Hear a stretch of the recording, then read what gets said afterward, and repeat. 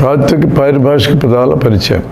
ఘటన, సంఘటన, విఘటన. కొన్ని కారణ ద్రవ్యాలు చేరి ఒక వస్తువు తయారైతే దాన్ని సంఘటన అంటాం. ఒక వస్తువు విడిపోయి విడివిడి ద్రవ్యాల కింద మారితే విఘటన అంటాం.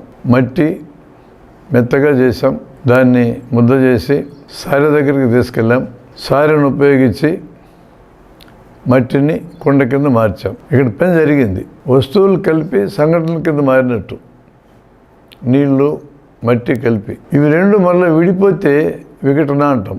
సంఘటనకు విఘటన, విఘటనకు సంఘటన కారణాలు కావు.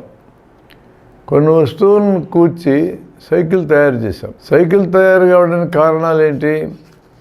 సైకిల్ చువ్వులు, టైరు, సీటు ఇట్లాంటివన్నీ ఉంటాయి వస్తువులు. వాటన్నిటినీ కలిపిన మనిషి శ్రమ ఉంటుంది.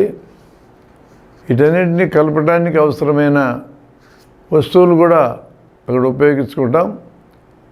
ఇవన్నీ కారణ ద్రవ్యాలు. అక్కడ వీటన్నిటిని కలిపి సైకిల్ తయారు చేశాం. ఆ వస్తువులన్నీ సైకిల్ అనే సంఘటనకి కారణ ద్రవ్యాలు అవుతాయి. సైకిల్ని విడదీస్తే విడివిడి భాగాలు అవుతాయి. ఈ విడి భాగాలు అనే ఈ విఘటనకి సైకిల్ కారణం కాదు. మళ్ళా మనిషి విడదీశాడు, ముక్కలు ముక్కలు చేసి గుట్టలు వేసాడు, చువ్వలకు దగ్గర పడేశాడు, చక్రాలకు దగ్గర పడేశాడు, టైర్లకు దగ్గర పడేశాడు. సైకిల్కి ఏవి కారణాలు? సైకిల్ విడిపోయి విడి భాగాలు అయితే ఆ విడి భాగాలకు సైకిల్ కారణం కాదు. ఇది ఎలా ఉంటుందంటే, రాత్రి తర్వాత పగలు, పగల తర్వాత రాత్రి వస్తాయి. రాత్రికి పగలు, పగలకి రాత్రి కారణాలు కావు.